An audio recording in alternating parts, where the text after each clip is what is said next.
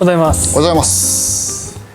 前回やったのがですね、こちらのシングルモルトサブローマルファーストの勉強をしました。今日紹介するウイスキーはこちらです。シングルモルト桜尾、そしてシングルモルト戸河内、こちらの2本を勉強していきましょう。はい。では早速桜尾ですね、やっていきましょう。はい。シングルモルトジャパニーズウイスキー桜尾、まずじゃあ桜尾を運営してる会社の説明をまずしていきたいと思うんですけど、蒸留所としては新しくて、ただ会社としてはすごく歴史のある会社なんですね。もともとは日本酒をメインに、日本酒、焼酎、ビールですとか、その辺をメインに製造販売していた会社になります。社名は中国醸造という会社なんですけども、日本酒、焼酎でビールで展開してきたんですけど、実はですね、ウイスキー作りは早々に実は始めてました。ウイスキー免許を取得して始めたのはもう1938年のことでした。もうその時代からウイスキーは実は作っていて、戸河内っていうですね、桜尾のある場所からもうちょっとこう山の方に行くんですけど、その戸河内っていうところに、ウイスキー原酒を貯蔵してですね、ウイスキー製造をしていたっていう歴史が実はあります。はい、輸出販売とかもずっと続けていて、今も続けてますね。こちらの桜尾蒸留所っていうのは1998年に過去のウイスキー作りは終わるんですけども、その後に蒸留所が改修して2018年にまた再開しているという状況ですね。実は中国醸造っていう社名もですね、昨年変わりました。中国醸造っていう会社からですね、桜尾ブルワリー&ディスティラリー横文字に変わったんですね。なんで横文字になったんでしょうかね。ガラッと変えましたね。そうなんですよ。おそらく海外を意識したのかな。横文字にして桜尾 B&D ですね、輸出ですとか、ジンの方、ちょっと言っちゃいましたけど、こちらの桜尾ジンっていうのも人気商品なんですけど、こちらの輸出とかですね、そういったところも意識してるんじゃないかなっていう気はしますね。僕は未だに中国醸造の方がピンときますけどね。なるほど。それがこちらの桜尾。じゃあ早速こちらの桜尾のテイスティングに行ってみましょうか。はい。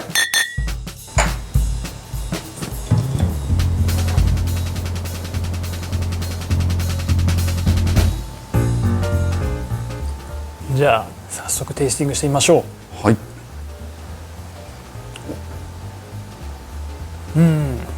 スモーキーですね。スモーキーですね。少しこう刺すようなアルコール臭ありますけれど、やっぱりそこはそのカスクストレングスに由来するもの。そうですね。こちらはカスクストレングスでアルコール度数が 54%。でも甘みもすごく香りから出てくる、フルーツ感。前回のサブローマルなんかよりはちょっとフルーティーな感じですかね。じゃあちょっと味にいってみましょうか。はい。結構パンチありますね。あります。気をつけないと。むせそう。ガツンときました。スモーキーとはいえ、なんか味がしっかりしてるというか、ピートが強すぎるっていうイメージはあんまりないかもしれないですね。そうですね。これだとなんか例えばラフロイグとかアウドベックとかが苦手だっていう方でも全然お出しできるぐらいの。そうですね。せっかくだから戸河内との飲み比べもしてみましょうか。結構相反する感じの作りなので面白いと思います。これも同じ日に発売したんですよね。そうです、同時発売。色もねちょっと薄めで、確かに。なので桜尾の方にはきっとシェリーカスクなのか赤ワインダルなのか、そういった感じの原酒も使ってるんじゃないかなっていう気はしますね。確かにこの甘さからするとそれもありそうな気がしますね。戸河内はもうなんかまた全然すっきりした感じ。 52%。 すごい。こ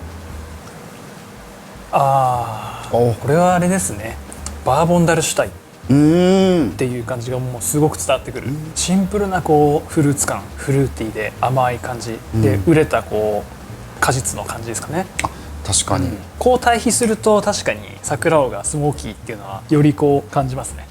順番的には戸河内飲んでから桜尾の方が味わい的にはいいかもしれないですね。桜尾の方が桜尾蒸留所の敷地内に貯蔵されてるんですけど、戸河内っていうのは桜尾から山あいの方にこうしばらくずっとこう遠いんですけど、JR のトンネルがあってですね、今使ってないトンネルのその中に貯蔵されてます。トンネルの中ですか？トンネルの中なんですよ。トンネルといえばやっぱちょっと何ですか、ひんやりしたようなイメージがあるんですけど、おそらくそういうのが目的だと思います。だから貯蔵環境として石に囲まれたトンネルでひんやりした場所、よく言われる冷涼な環境ですかね、熟成されてますので、相反するこう環境で作っていくっていうのが考えられてたと思うんですよ。まあ山と海って感じですね。すごい分かりやすいちなみにもう桜尾蒸留所から、すぐそこが宮島なので厳島神社も見えるんですけど、じゃあそのなんていうんですか、観光がてら桜をも見てやっぱ厳島神社を見てっていう風にやっぱできちゃうわけですよね。最高ですね。時間が経ったので少し香りが開いたかもしれないです、なるほど。戸越そんなに変わらないかな最初から結構香りが強かったですよね。確かに桜尾蒸留所というかですね、戸越も含めて重要なことを少しお伝えしていきたいと思うんですけど、重要なことはい、これはあんまり知られてないと思うんですけど、戸越ウイスキー中国醸造がウイスキー作りを大昔からですねやってるんですけど、多分知ってる方は知ってると思います。この陶器型のですねボトルで戸越って書いてるウイスキー、はい、見たことありますよね。よく見かけますね。そうですよねあれ実はですね日本で流通し始めたのは割と最近。ただ海外にはですねもう結構前から輸出されてまして、でそれがなんで輸出されたのかっていうところを少しお話ししたいんですけど、日本のですねウイスキーブームが、1980年代ってまだ高かったんですけど、80年を機にですね下降線をたどり、それぞれの蒸留所でウイスキー作りが一旦停止してたんですけど、実はヨーロッパの方面ではですね日本のウイスキーを海外に輸出したいってことで、貿易会社さんとかヨーロッパのウイスキー商社とかがですね日本にウイスキーを探しに来たんですよ。有名なサントリー日課とかはもうすでに流通してたので、違う他のウイスキー蒸留所はないかっていうのでフランス人だと聞いてますけど、フランス人が来て中国醸造に問い合わせがあったらしいんですね。でその時に彼らはウイスキー作りをしてなかったので、いやありませんと、ウイスキー作ってません。でも待てよと、戸越に過去貯蔵してたウイスキーがあったなっていうことで、今は使ってないけど昔作った樽が、貯蔵されているのでそれだったら見てみますかみたいな感じでフランス人をですねご案内したらしいんですよ。そしたら素晴らしいものがあるじゃないかって、これをぜひ商品化して輸出してほしいという話になったみたいで、それから海外だけでですね戸越ウイスキーというのは輸出されてたみたいです。そういう歴史があるんですね。なんというフランスの方すごいですね。そうなんです。目の付け方がすごいじゃあ桜尾蒸留所の見学の行き方なんですけど、受付はもうやってますかね？受付そのものはもうやってるじゃあホームページから予約して行けば見学できますよね？できます、あとはじゃあ先ほどお話ししましたけど行き方ですね。はい、交通手段だけ調べていただいて広島駅から30分で行けるという感じですね。はい、桜尾の方ではですね。はい、はい、戸越はどうなんだろうな、気になる方はね、行かれる前に蒸留所に直接問い合わせしていただければ多分行けるのか行けないのか分かんないですけど、チャンスがあればぜひね、両方見てほしいですね。そうですね、桜尾の方はすごく行きやすいし、観光もしやすいよという、桜尾行った後はどこに行くんでしたっけ？厳島神社ですね。厳島神社ですね、なぜならラベルに書いてますからね。おおはいはい、この鳥居がね、ラベルに来てくださいっていうことなんですよね。そうですね、じゃあ気になる桜尾の値段ですかね。あとね、お値段がですね、これも結構リーズナブルだなと思うんですけど、ボトル1本で税込み9350円で発売されました。税込みで、はい、1万円切ってる。1万円切りました。このくだりをやると通販番組っぽくなるっていうのがどうしても僕は通販番組がね1万円切りました。切りましたバー深海では1杯あたり3630円で、あとは30ミリだと2420円で、15ミリが1210円と、こういうお値段で飲めますので、ぜひ飲み比べして違いを味わってほしいですね。そうですね、じゃあ桜尾はねそういう値段なんですけど、戸越の方のお値段、これがまたねすごいんですよ。これだけの歴史があるんですけど、実は桜尾と全く同じ値段です。同じ歴史が深いのにもかかわらず同じ。そうなんです。なるほど。はい、ぜひね2つ、同じなんですから、もう一杯を半分に割ったと思って、確かに飲んでいただけたらいいんじゃないでしょうか。確かに、お得なセット販売みたいなのになりましたね。はい、あとお伝えしたい重要なことがもう一つだけありました。おお、これが一番重要なやつですか？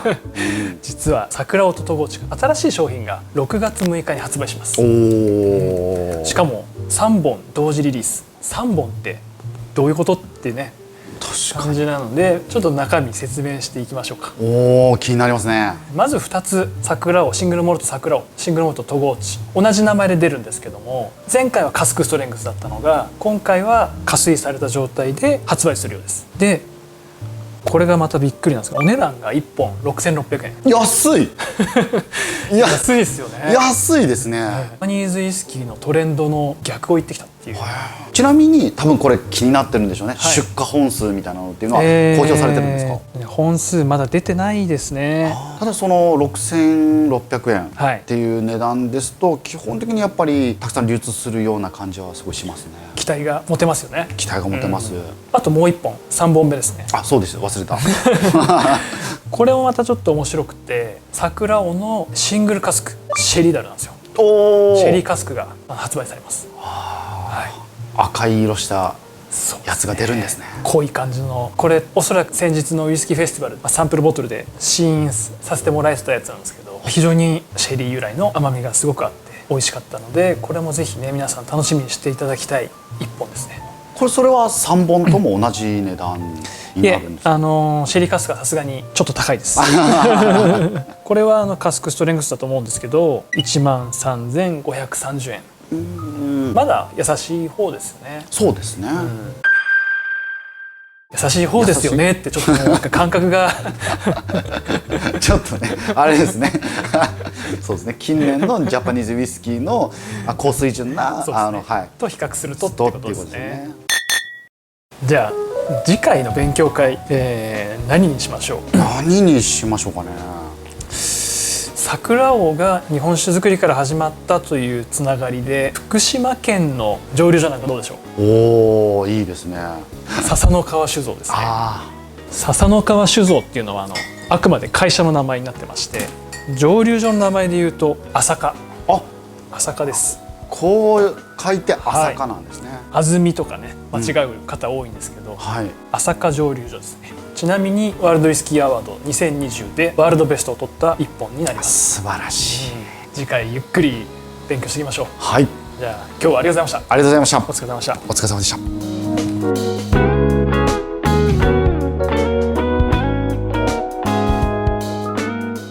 とりあえずお疲れ様でした。ありがとうございます。福島事件とことあります。水浸しになるんですね。満潮は水浸し。